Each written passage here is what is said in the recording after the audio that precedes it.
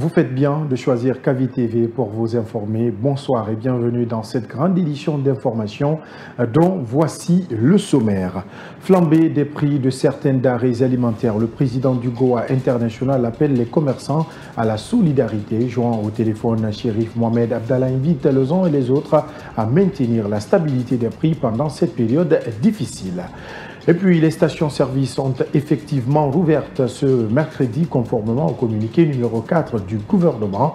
Bien que l'essence ne soit pour l'heure pas servie, les citoyens rencontrés saluent déjà l'approvisionnement en gasoil. Leur réaction, c'est dans un court instant. Cannes 2024, Madi Camara risque une fois encore de rater le rendez-vous. Le sélectionneur du Sili national Kaba Diawara a publié cet après-midi la liste provisoire de 41 joueurs convoqués pour la 34e édition de la Coupe d'Afrique des Nations. Une liste qui ne fait pas, comme toujours, l'unanimité. C'est tout pour le sommaire.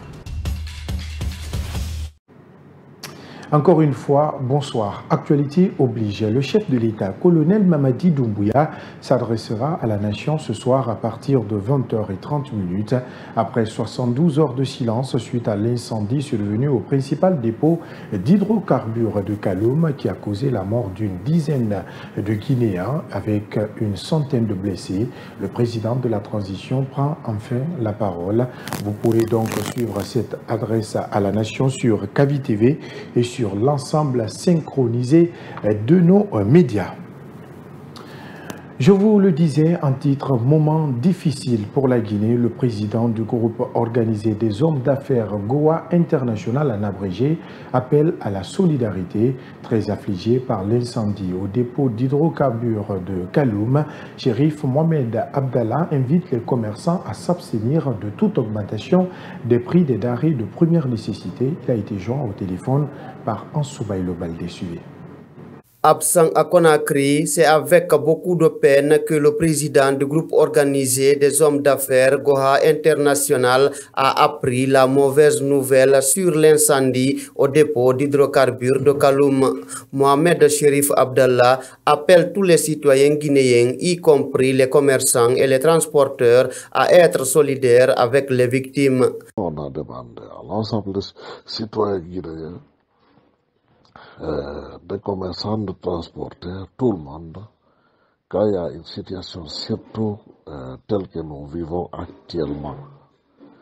C'est une catastrophe, donc tout le monde doit être solidaire, tout le monde doit accepter à faire des sacrifices au plus grand maximum pour que les citoyens vivent bien dans le pays.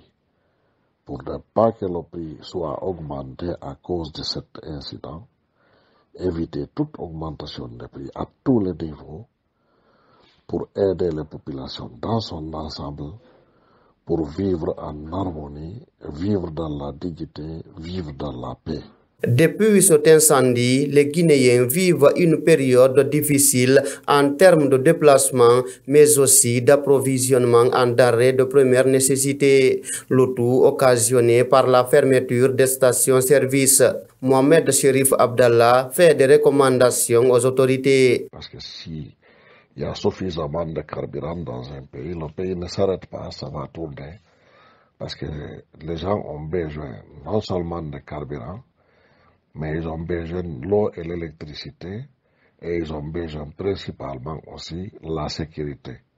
Donc ça, c'est le rôle régalien de l'État, et l'État doit assumer ça et faire ce travail sérieusement et prendre ça au sérieux et le faire. Ça, il va de la vie de la nation.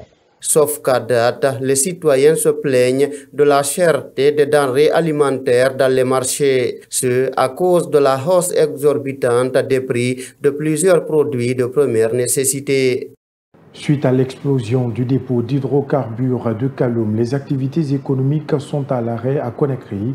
Interrogés par notre rédaction, certains vendeurs affirment que leur chiffre d'affaires a considérablement baissé en cette période de fin d'année. Fatoumata Khan, Ansoubaïlo Baldé, reportage. En plus de la restriction de l'Internet, la pénurie de carburant vient aussi s'ajouter aux maux des commerçants. Ces derniers jours, ils sont nombreux ces commerçants qui voient leur chiffre d'affaires baisser. Cela est dû à l'explosion récente du dépôt d'hydrocarbures de Corentin. Mfali Keita, gérant d'une boutique, effectue le plus souvent ses transactions avec les véhicules ou les motos. Cette situation impacte négativement ses activités. Non, presque il n'y a pas d'engouement. Comme d'habitude, vous-même vous constatez, quand il y a l'engouement dans la ville, comme ça il y a Marseille.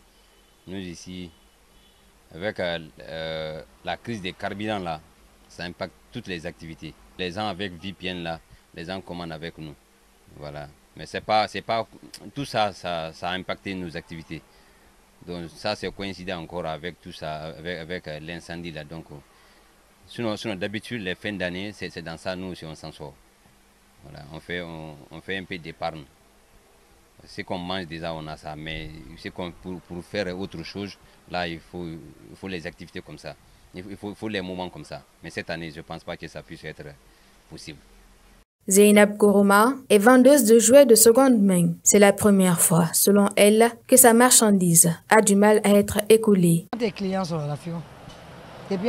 On ne gagne pas de clients depuis le jour où ils nous ont livré les colis.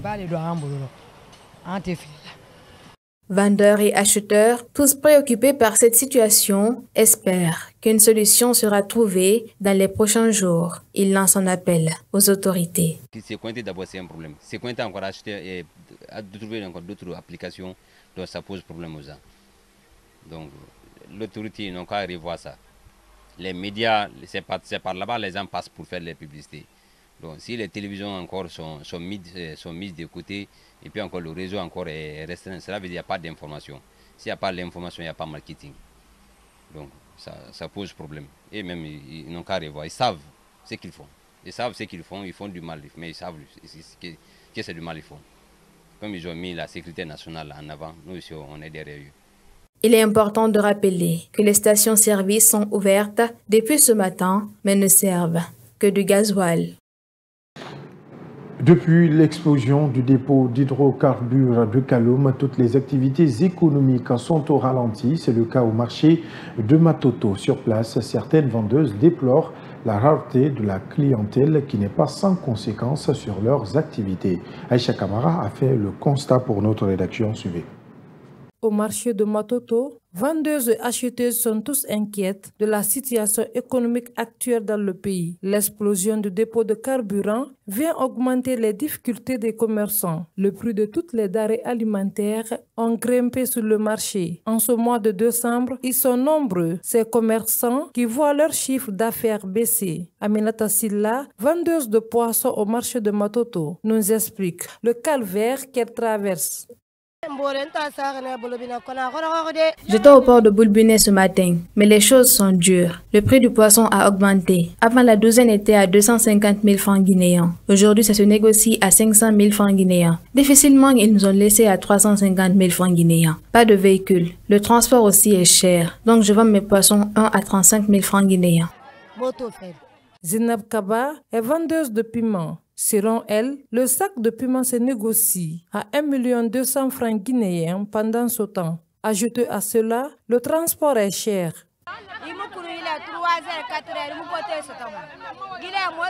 Il faut être très matinal pour avoir les articles. Le sac de piment est monté à 1 200 000 francs guinéens. Les poissons fumés aussi sont chers.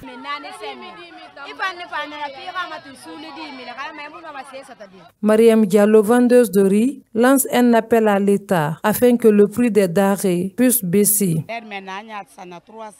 Avant, on payait le sac de riz à 280 000 francs guinéens. Maintenant, on paye à 310 000 francs guinéens. Nous demandons à l'État de nous venir en aide. Vendeuses et acheteuses, tous tirent le diable par la queue en ce moment difficile. Pendant ce temps, des citoyens, pour leur part, appellent à la solidarité.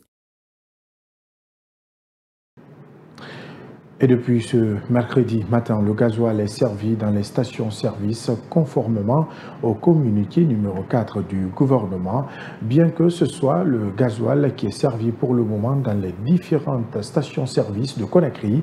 Des citoyens rencontrés se disent satisfaits de la décision des autorités. En Soubaï le Baldé.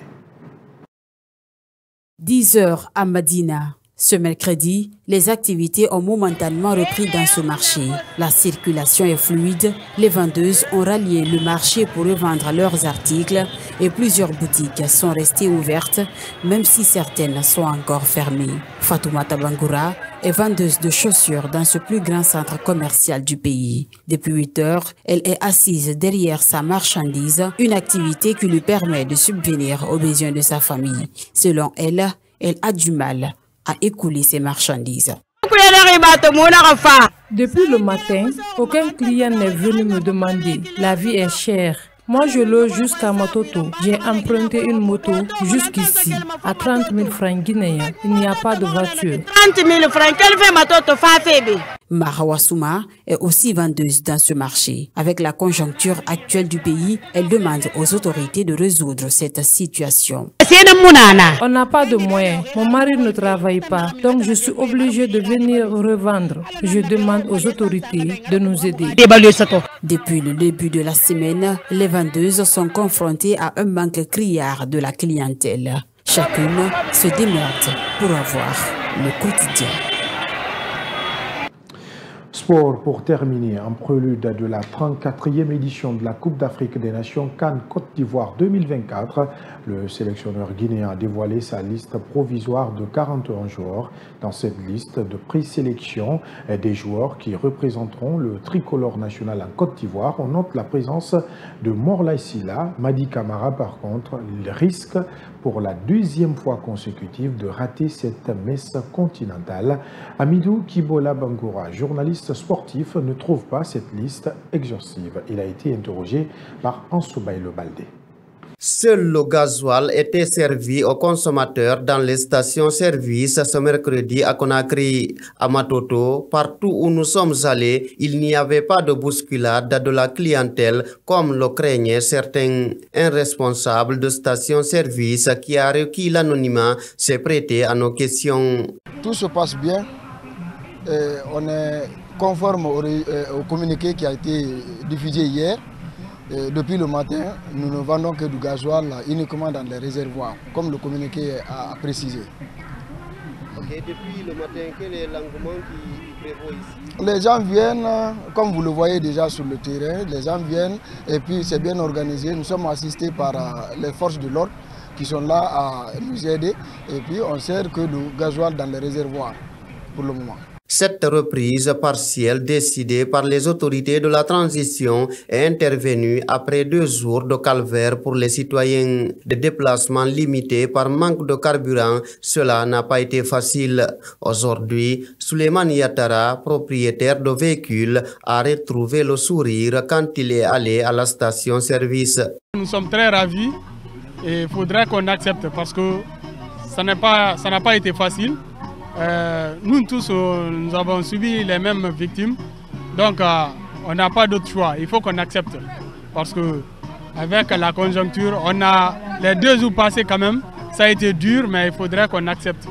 Et avec l'ouverture et l'autorisation de servir les gens en gasoil, ça nous réconforte. Et puis avec peut-être le temps, au fur et à mesure, ils vont libérer encore l'essence.